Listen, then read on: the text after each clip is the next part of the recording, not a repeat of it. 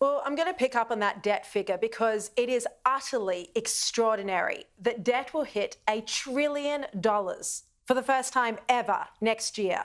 Yet for this sickening and exorbitant expenditure, there's no vision, no agenda, and no lasting reform to show for it. Instead, the nation will sink deeper into the red, all so that Albanese can buy himself a second term in office. And that is the depressing reality of this fourth and unplanned budget.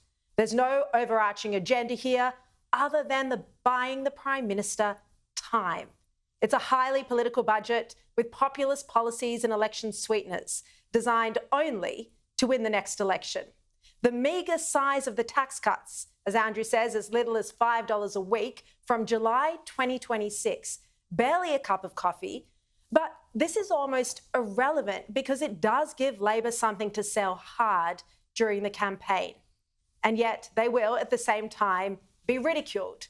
As journalists pointed out to the Treasurer today, when Peter Costello himself announced a $5 a week tax cut 22 years ago, it was called piddling.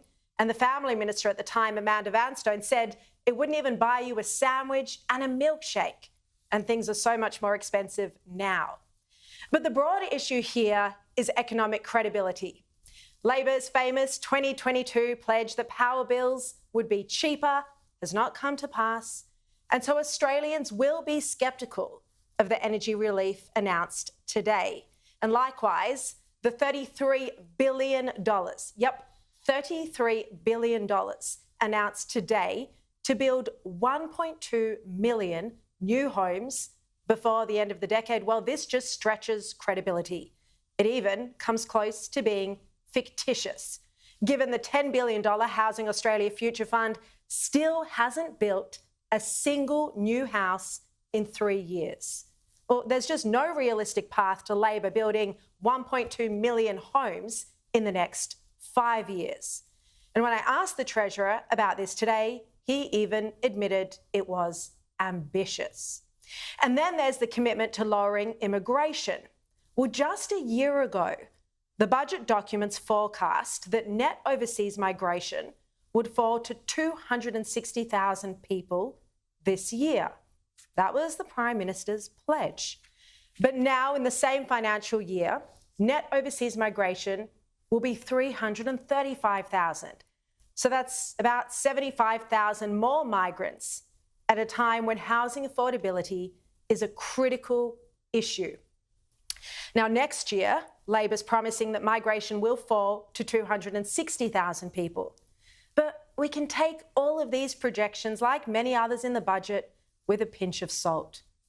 Now, what's even more concerning is that there's no attempt at fiscal restraint here, even at a time when the inflation challenge isn't over and the global risks to our economy from China, the trade tariffs, foreign wars, these are all growing. This is a time for a prudent approach to safeguard our future.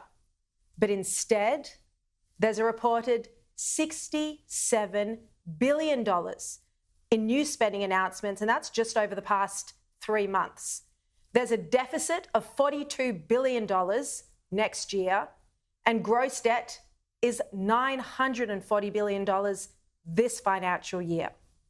Now, economists will undoubtedly argue that this budget is fiscally reckless, that it threatens another inflation outbreak, which could potentially even see interest rates rise again. Now, if this happens, the Albanese government, of course, won't accept responsibility.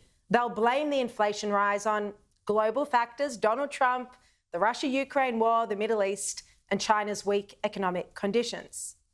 But you can't walk away from the fact that our nation is now confronting the most challenging period in decades, from the enduring cost of living crisis to national security and global volatility. And this budget fails to confront these challenges.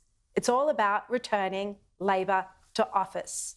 And this is a failure of the Prime Minister's. He hasn't articulated an agenda for our nation. His vision did not extend beyond the voice to Parliament, and he's floundered as leader ever since. And now his vision extends no further than the 33 days of the election campaign, and beyond that, his clifftop retirement home at Copacabana Beach.